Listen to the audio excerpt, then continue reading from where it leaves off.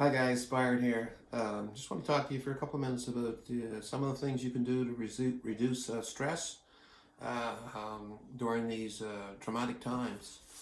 Um, the devastation of the small business community is that the effect of that will probably take 6 months to a year, if not longer. But not one thing is the things you do now in your home, in the comfort of your home, while you have the time. It's going to directly correlate to how much success you're going to have when you get out of the home and you get back to business, get back, or you create another business or whatever you need to do. But you can't sit back and just do nothing. You can't sleep in until noon. You got to get up in the morning. There's things that you can do. Um, I've got a lot of emails recently saying, "Hey, Byron and Mariana, what do you guys do to what are you doing to reduce stress in your life at this delicate time?"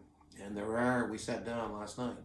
We actually created a list of things that we try to do or to include in our day-to-day routine. And the number one thing is you got to create a plan of action. And what do I mean by that? Well, you get a piece of paper and you get a pen and you start thinking about the things that are most important to you right now. And I would suggest to you is that one of the most important is create a list of assets, create a list of liabilities, create a list of 30, 60, 90-day expenses that you see or project in the next 30, 60, 90 days. Get rid of expenses that are not mandatory or are simply discretionary. In other words, they're expenses you don't need in your life right now. And then come up with a plan of attack on how you're going to mitigate liabilities or expenses. So that's number one.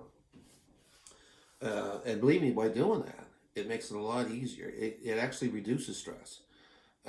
You can stick your head in the sand and not do anything and not even think about it. Believe me, that's just going to make it worse. You gotta put the pen to paper.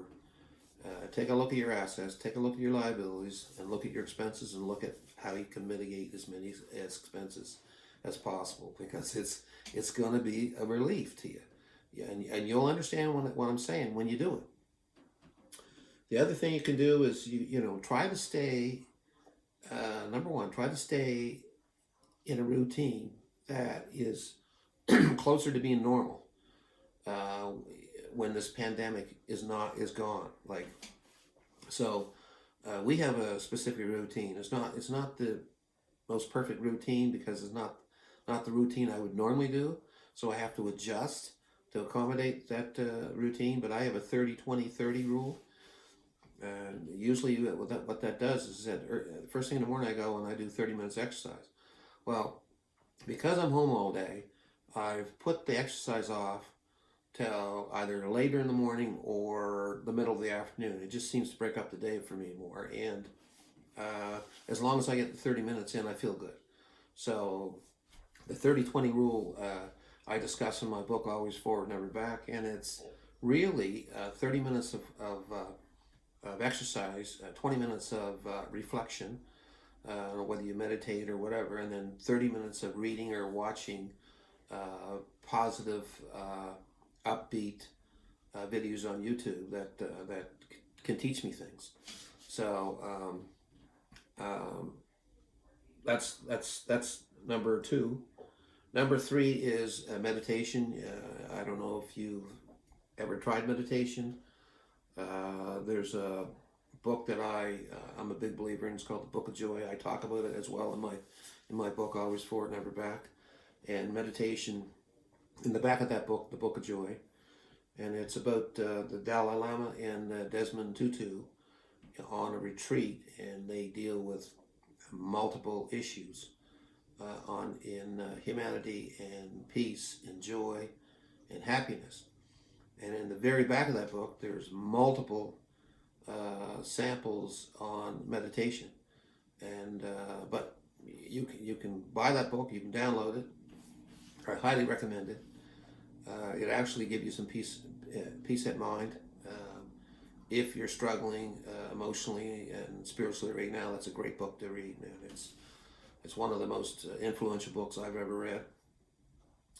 But in the back, there's those samples on meditation, which you can read through and pick one that really you're attracted to in terms of spiritually and emotionally, and on how you deal with life, and then practice meditation. But if you don't want to do that, you can Google books on meditation. You can go to Amazon and download simple books on meditation. Don't underestimate the power of meditation, because it is extremely powerful.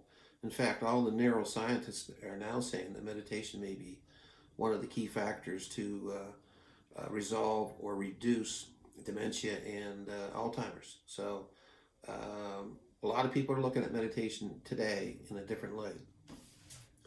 Number 4 is read positive books. Read motivational books, read spiritual books, read the Bible, but read something. And if you're not an avid reader, then there are audio books on all this stuff that you can take 30, 40 minutes a day and listen to. It will keep you upbeat. It will keep you positive.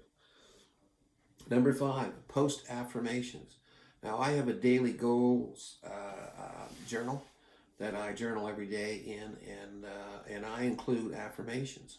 And one of the affirmations that I write out every day, I simply write out the words, "I am the master of my health and my wealth." So I can't pass the buck when I write that down. It's my responsibility, it's my obligation, and it's my duty to become successful and to stay successful in life. Number 6, try to implement to-do lists. So you look at your day and try to figure out what is there 2 or 3 things I can do today that will keep me in a positive state of mind. Okay, that's crucial. Number 7, you can write a book, you can write an article, you can start research on a book. It's not as hard writing a book as I thought it was until I wrote The Always Forward, Never Back, and then I figured it took a lot of time on the research. The actual writing was pretty easy, and it was actually a stress reducer for me to start writing a book. And I found the process interesting, and I had some people that helped me, including Catherine Crosby, who is a branding and marketing expert. And I also had Creative Curve Media Marketing Company help me publish that book. So, I mean, you can't do it alone. You need other people. But it's not as hard to write a book as you think it is. And believe me, I did it. If I can do it, anybody can do it. Number 8, have a plan of attack. So we talked about the initial plan. That plan, the number 1, is the plan to set out your assets, your liabilities, and your expenses, and how to mitigate. But the plan of attack is how you're going to address those issues, how you're going to address the mitigation of the expenses. So those are all pretty critical components of creating a plan of attack. Number 9, address your fears head on. Everybody has fears. Everybody. The most powerful people you think, most confident people you think. Everybody has fears at some point in time. I'll give you mine. I had a fear from very young person, the fear of failure.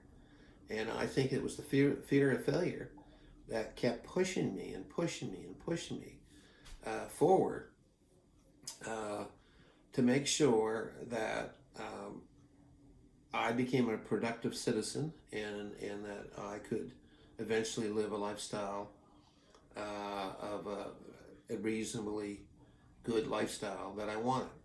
And it's funny, even today I still have that a little fear of failure. It's like something right on my shoulder saying, you're gonna blow this, you're gonna do this, whatever, right? But the only way you can address your fears is head on. And Napoleon Hill, in his book on Think and Grow Rich, as well as the one that I really like, is called Success Habits, talks about multi-level levels of fears, and how you need to address each and every one of them.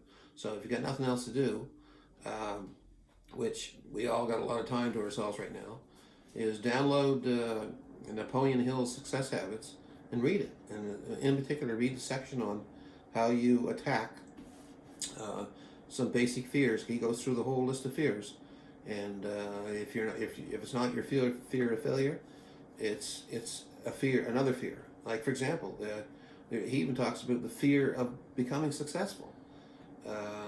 So it's all there. It's all laid out in black and white. Highly recommend that book, by the way. Number 10 is maintain a sense of rituals. So if you do certain things every day, make sure you carry out those same rituals. Now, whether it's in the same order every day, doesn't matter. Just maintain your normal rituals. Number 11, stay in touch with your friends. You know, obviously we're not allowed to leave the home. We're not supposed to stay home, stay the blazes home, as Premier McNeil says. I love that expression because we all know what he really wants to say, but he didn't, and I respect him for that.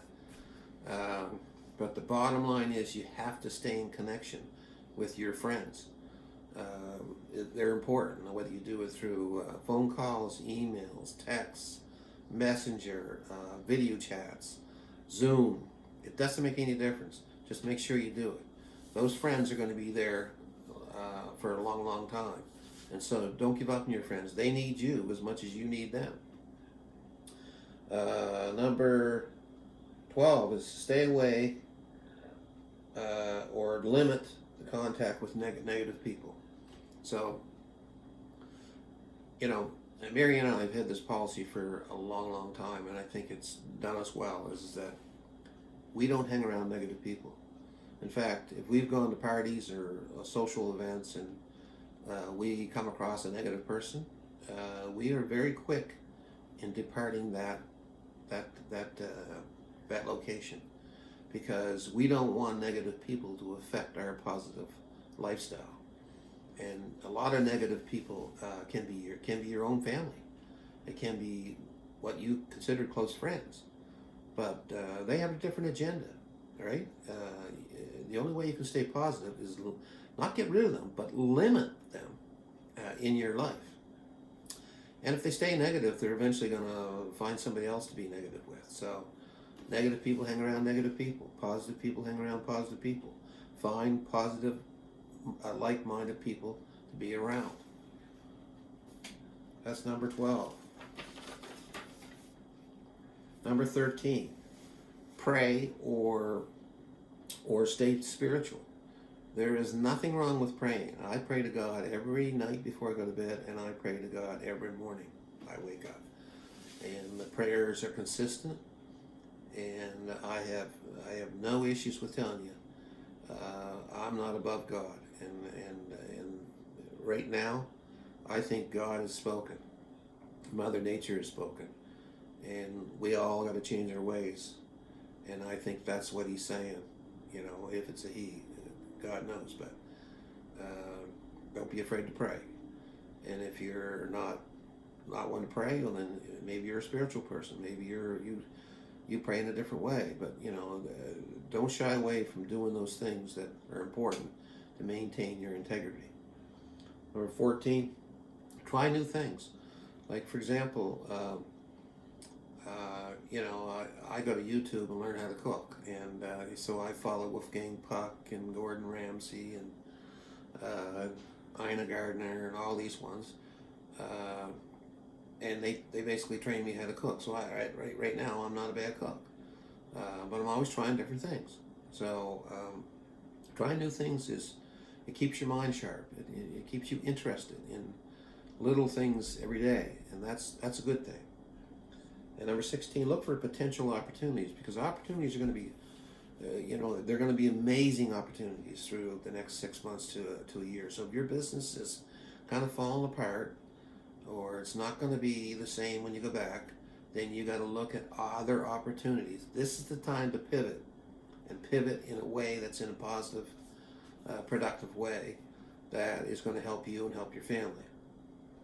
Number 17, Look for different pools of money. Maybe you got tunnel vision. Maybe you're looking at just one item when you should be looking at multiple potential pools of money that you can go after. Most successful people have more than one pool of money. In fact, most successful people have multiple pools of money. And the reason why they do that is that if one pool dries out, they still got the other pools. So that's why it's critical to have multiple pools of potential earning capacity in different pools of money. Number 18, keep record of expenses. And why I say that is that when I was full tilt in practicing law, I had my bookkeeper send me at 3 o'clock on Friday, every Friday, without question. I want to know how much money I got in the bank and what my expenses are for that week and the expenses projected for the next 2 weeks. Every Friday, I got a mini little report. And what that did is that kept me sharp. And it gave me the ability to make decisions quickly if I had to make adjustments. So too many people just, they get up, they go to work, and they pound out 8 to 10 hours work. They don't even know how much money they made that day, and they don't know what their expenses are. So I try to encourage people to keep a record of expenses, and it will keep you in tune with your business, and it will relieve a tremendous amount of stress on a week-to-week basis because you know exactly where you are and what you got to do. 19, self-educate yourself on success habits. Okay, I'm going to tell you one thing. I've got multiple degrees.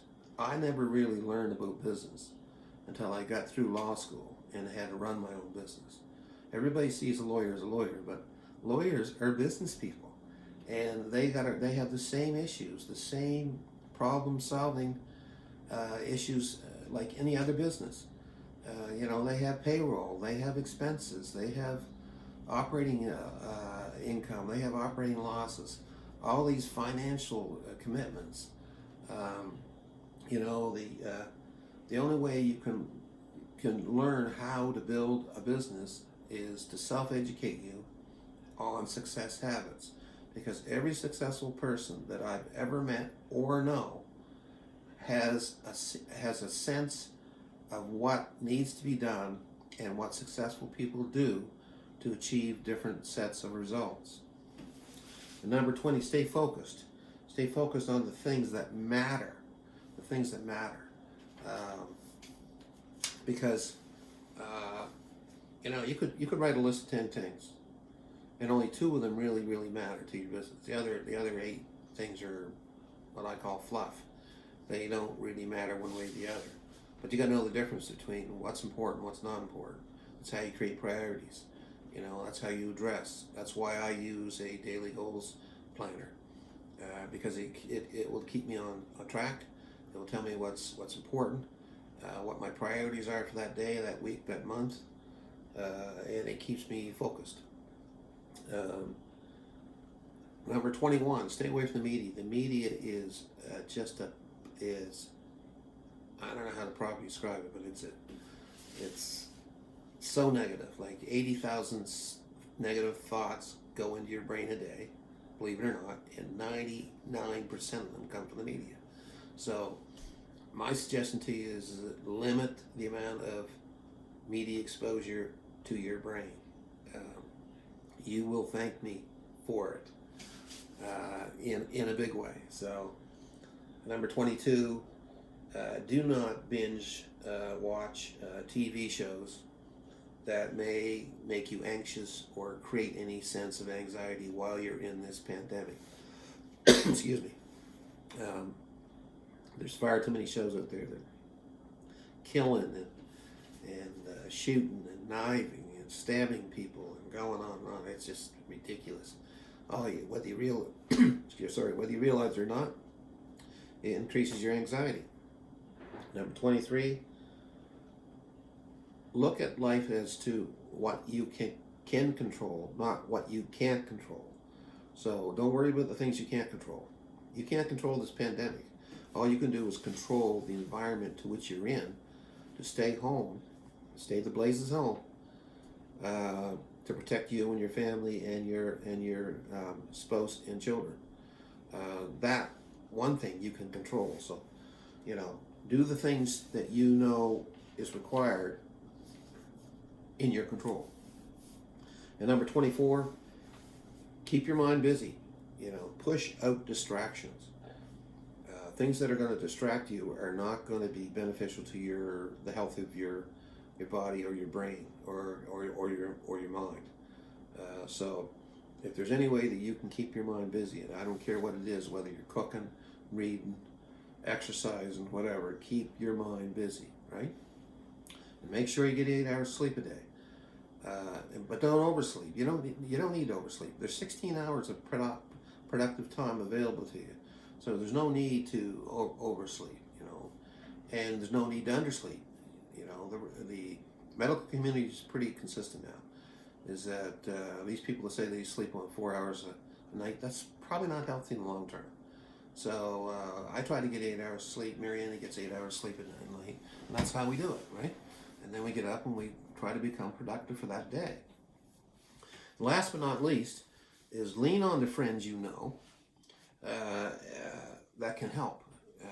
Don't discourage yourselves from leaning on friends that you know will help you in any situations or any circumstances. There's no shame in leaning on close friends to help you. The shame is if you don't do it. Because my experience in life is that if you ask somebody to help you, they want to help you. They just didn't know that you needed help. And I'm not talking about financial, because there's different ways you can deal with that as well, right? But I'm talking about emotional, spiritual, even from a religious point of view. I've got some close friends that I talk to on a run of a day or a run of a week, probably 4 or 5 times a week, and even if it's nothing more than just telling a joke and having some fun. So these are 25 things that we've come up with that we try to utilize to reduce stress.